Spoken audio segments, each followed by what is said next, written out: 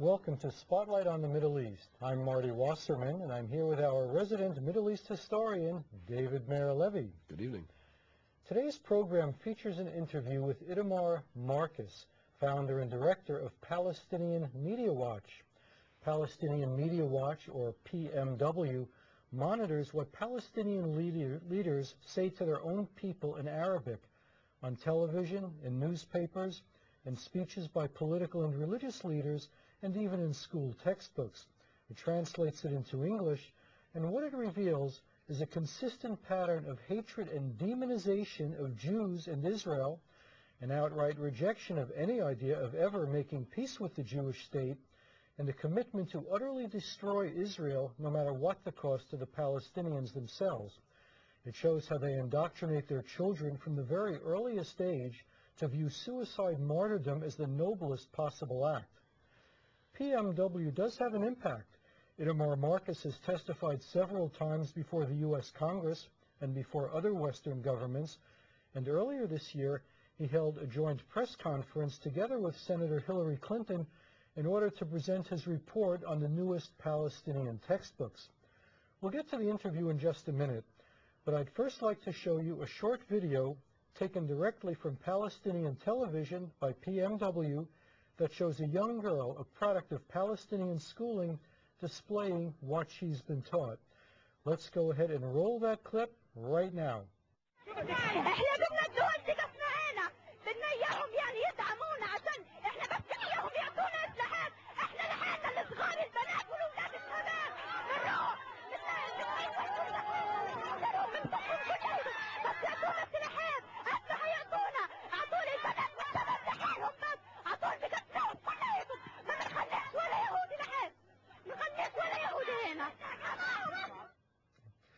So this is the behavior that the Palestinian Authority is deliberately fostering, deliberately teaching its children. It looks like they want to turn them into robotic killers. This girl obviously knows nothing about Jews, nothing about Israel, has probably never heard an authentic Jewish viewpoint. She's just been trained to be kind of a mindless automaton that just wants to kill. Yeah, it's, I mean, looking at that video, you're looking at psychosis in action. It's absolutely incredible. And the thing that somehow our media doesn't really deal with is to teach children that kind of hatred, to stoke their fury and their hysteria. That is really evil. Teaching children to hate is really, like, I don't know what to say. It's just plain evil. Well, using their own children as a weapon, which is sort of strange because it implies that they kind of hate their own children if this is what they're setting them up for. Well, it's been pointed out that they're teaching them sort of a cult of death, that the greatest thing they can aspire to is to blow themselves up and take some Jews with them, and then they get into heaven with their 72 virgins. We're going to continue with this theme, but now we're going to look at the first segment of the interview with Itamar Marcus. We've broken the interview into 3 segments, and in this first segment we discuss, among other things, whether peace with the Palestinians is possible at all, given the fact that they demonize Israel and are training the next generation for war rather than peace. Let's go ahead and view that first interview segment right now.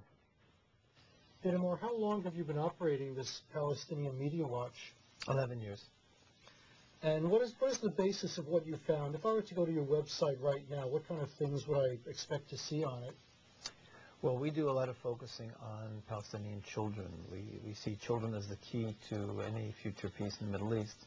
And what you'll find is that children have been given a very, very straightforward message that Israel has no right to exist. In fact, the school books literally build for the child an image of a world without Israel. Israel doesn't appear on the maps. The texts talk about the state of Palestine having going from the Mediterranean Sea to the Red Sea, which of course includes all of Israel. So both in verbal expression as well as pictures and images, Israel doesn't exist in the school books, except for when describing Israel's creation, where they refer to the Zionist gangs who stole Palestine.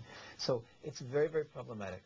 In addition, even the newest school books, these are for grade 12, just came out, and these are the ones that I released at a press conference with Hillary Clinton. The newest school books package the conflict with Israel in religious terms.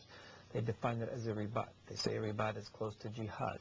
And they say this ribat against Israel will go on until the resurrection. Not until there's a peace treaty, but until the resurrection, meaning it's an eternal struggle. So Israel has the right to exist, and ultimately Israel will be destroyed. These are the promises of the school books.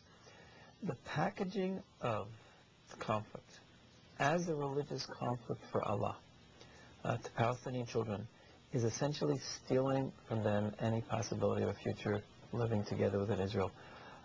And in a sense, it's a child abuse to them, because the Palestinian child is given a choice. Either accept your religion or accept the Jewish state. You can't have both. So does this mean that Israel is wasting its time by trying to negotiate peace agreements? We have argued all along is that if we negotiate a peace agreement without first making sure there's an educational process, making sure that there's an environment that can sustain anything that is signed, it will be wasting of time. In fact, worse than wasting of time, we'll be walking into a great tragedy. And what are the chances that that will happen, that they'll change on their own? They will, exactly. They will not change on their own. The more they have received, the more they have become intransigent, and the more they have become extreme in their ideology, because they have received in spite of what they're teaching. The only way this will change is if governments like the United States, like the European countries, governments who fund the Palestinian Authority, will use that leverage to demand a change. And I don't mean just a superficial change of the cessation of what they call incitement for 3 weeks or a month. I'm talking about creating maps in the school books where the children see Israel on the map. I'm talking about showing maps on television that they see Israel. Just recently, they started running a clip on Palestinian TV which shows all of Israel, but it's got the colors of the Palestinian flag over it, and it says on it, Palestine 2007. And this is Mahmoud Abbas's television. How could Mahmoud Abbas be talking to Israel, be talking to Condoleezza Rice and But they're trying to tout him as this moderate who's going to bring about peace. Absolutely. And it cannot happen if the people are taught otherwise. Recently there was a poll in the Palestinian areas, published in the Palestinian newspaper. They asked them, do they recognize Israel's right to exist?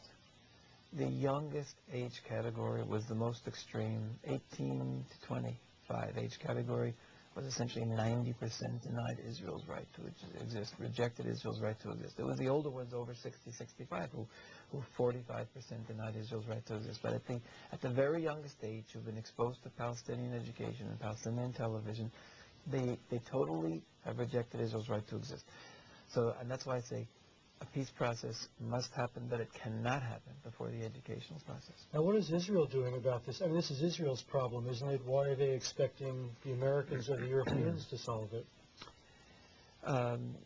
Israel can't impose new education on the Palestinians. Israel has suggested, ever since we started working to expose this material, most Israeli governments have worked very closely with us. Benjamin Netanyahu, when he was prime minister, appointed me to represent Israel in negotiations with the Palestinians on the problem of incitement. So there has been a recognition on Israel's part to the problem. The problem is Israel has no leverage with the Palestinians. Whatever we demand of the Palestinians, even the cessation of terror, they say, oh, look, Israel's looking for an excuse to not make peace. I mean, so doesn't Israel have its army? Isn't its army the leverage that it has over the Palestinians? Not really. Our army is very limited. Suicide terror is seen by much of the world as acceptable. And if not acceptable, then at least they understand the motivation. Israel defending ourselves. And whenever there's collateral damage, we get criticized. When terrorists shoot from the Gaza Strip into Sderot, and we shoot at the terrorists when civilians are killed, we get world condemnation. So the army is not enough of a deterrent. But if Jews are being attacked, if Jews are being killed, wouldn't it make sense to brush off that criticism and say, yeah, we're fighting a war here. These people are trying to kill us. We're not going to let them. I agree with you. Tragically, Israeli policy has not been that. I spoke at a conference a number of years ago in Israel, and speaking after me was a general in the Israeli army. And this was the height of the terror war, what they called the Intifada. And the general said that when they would have meetings on how to respond to Palestinian terror, they always took into account the world media reaction, which means that Israeli soldiers were dying because of the way the media was responding. The media war then became something that was critical for Israel's survival. That's one of the reasons why we brought our materials, and I started taking our materials around the world, trying to impact on the media, because Israel felt its hands were tied, and if Israel's hands are tied, then people are dying.